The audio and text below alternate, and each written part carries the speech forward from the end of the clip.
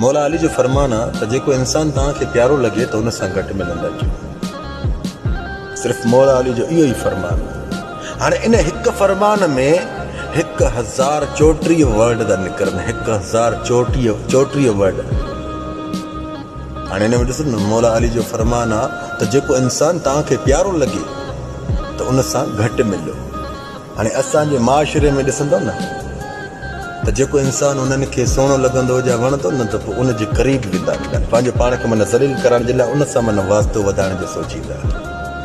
पोइ उन्हनि जे दोस्तनि सां दोस्ती रखंदा, वरी उनजे मिट माइटनि सां दोस्ती रखंदा। छो त इन इंसान ताणी पहुचो पंहिंजी वॾी जिदोजहद कंदा, वॾी माना जीअं चवंदा न कोशिश रखंदा आहिनि ऐं उन मंज़िल ते पहुचंदा बि आहिनि ऐं उन इंसान सां मिलंदा बि आहिनि ऐं उन इंसान सां गैराप बि वधी वेंदी आहे। वरी उन ई इंसान जे हथों रब पाक इन्हनि खे ज़लील ऐं ख्वार कंदो आहे। यादि रखो, जेको इंसान तव्हांखे हसीन लॻे, ख़ूबसूरत लॻे, सुहिणो लॻे न त उन सां सलाम दुआ जी बसि वाट रखो, वधीक गैराप न वधाए।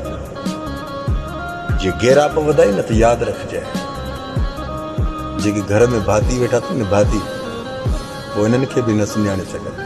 हिकिड़ा वरी जॾहिं गैराप करे वेंदा न पोइ हुनखे पंहिंजो हिकिड़ो यार करार ॾींदा आहिनि त हे मुंहिंजो यार, हेॾे त मूं कर, हेॾे त ॾिस, हे टोपी कीअं पाती ते ॾिस, सुभान अल्लाह, यार ते मोटर साइकिल ते किक हणंदा, वरी वॾी सलवार हूंदी, हेॾे त ॾिसोड़े, हेॾे त ॾिसणा, हेॾे त ॾिस। नाराज़ न थी छो त मुंहिंजो नालो शेख ज़ुबैर आहे, हक़ आहे, सच ॿुधाईंदो रहंदुमि जेसि ताणी मूंखे रब साह ॾिनो आहे न। साह मुंहिंजा रब लालमीन मूंखे पंहिंजे साह जो कसम, हक़ आहे, सच मां ज़ाहिर कंदो ईंदुमि। मुंहिंजा सभ खां पहिरियों इहो लेक्चर अथव त इन शख़्स खां पासो कजो न त माउ जी थन बि यादि ॾियाराईंदो अथव। माउ जी थन कोड़ी हुई जा फिकी हुई, जा मिल्क पे खीर जो दॿो पीतो, यादि रखजांइ, पोइ इहो बि यादि ॾियाराईंदे।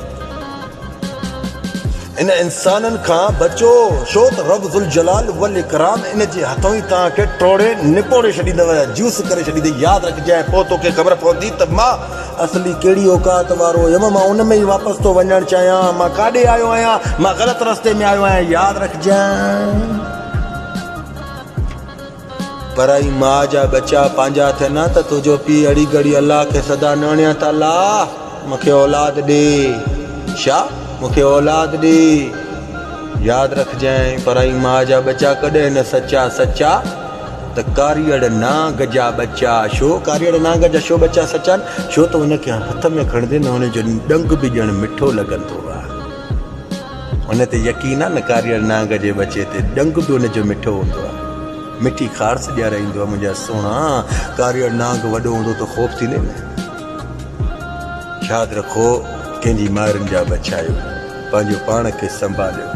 इहे वरी इंसान जेके ॾिस न सुहिणनि जे कॾ हूंदा न, इहे वरी पंहिंजे घर वारनि खे तरबियत न ॾींदा, उनखे घणी तरबियत ॾींदा। छो पंहिंजे घर वारनि खे अहिड़ो ॾोह की जो उनजो एॾो ख़्यालु थो करे, पंहिंजे घर वारनि खे नज़र अंदाज़ थो करे। यादि रखजो,